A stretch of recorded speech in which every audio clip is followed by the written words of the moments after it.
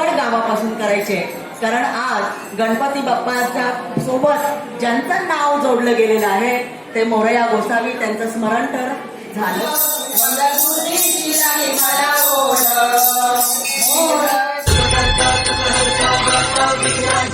निर्विकुल